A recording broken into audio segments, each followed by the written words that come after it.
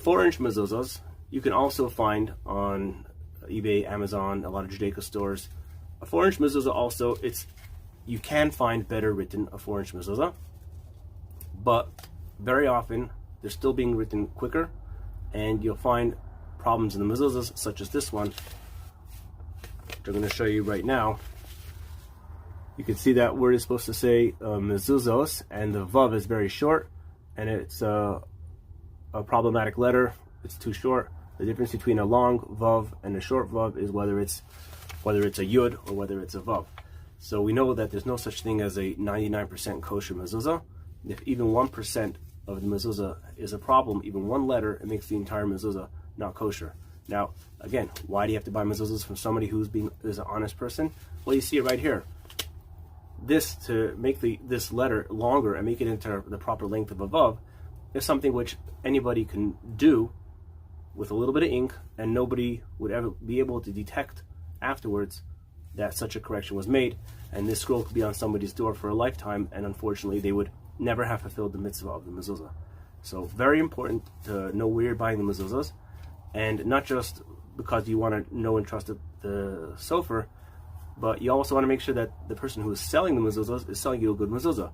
Mezuzahs like this I would never sell. The size mezuzahs that I sell are 5-inch and larger, so that's 5, 6, and 8 inches. Now a 5-inch mezuzah, generally speaking, is a good size mezuzah, and I'm going to show you a sample of what that looks like. Again, because it's written larger, it's less common for there to be problems in the length of the letters, the width of the letters, because it's a larger mezuzah. This will be an example of a 5-inch mezuzah that's written considerably better. Then you have 6-inch mezuzahs, which are very, very nice mezuzahs, as you can see on the picture. And once you get into the 6-inch mezuzahs, the price will vary. But that's to see the difference between one 6-inch mezuzah and another 6-inch mezuzah is harder to tell the difference sometimes, because I mean, it's one level of niceness to another level of niceness. Now, I didn't mention, and I'll probably have to save most of it for another video, is even in the 5-inch mezuzahs, there are certain details missing, which makes them not as mahudar, which means it's beautiful, and less detail on the actual mezuzahs that would make it not as nice as a nicer mezuzah. And that's why as the mezuzah gets larger and it gets nicer and more beautiful, the mezuzah will cost more. The sofer will have spent more time writing it. So like this mezuzah here that I showed you, while it's a pretty good mezuzah, I want to show you here the crowns on the lamed, for example. You'll see, maybe if I take it out of the bag. Ah, there you go. Yeah, see that? See the crown on top of the lamed? It only has one crown on it. It only has one crown on that lamed.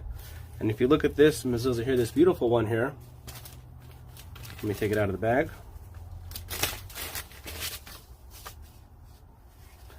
You'll see that on the top of the lamed, there we go. Look at the top of the lamed. It has two crowns on it. And you'll see clearly that the right crown is higher than the left crown. We know it's brought down in Shulchan Aruch and Kabbalah, that the right crown is associated with chesed, with kindness. The left side is associated with severity, gevura. We want to draw down more kindness and rachamim from Shemayim. So it's important to have the right side taller than the left side. That's just one detail of many details, and almost every letter has a detail which could either be there or not be there, and has significant importance in what level you're fulfilling the mezuzah. I mean, technically, to be a lamed, it doesn't have to have any crowns on top of it, but then it would be a lesser mahudar mezuzah. So just realize that you know, when you spend more on a mezuzah, you are typically getting a better mezuzah, a larger mezuzah, a nicer writing with more detail.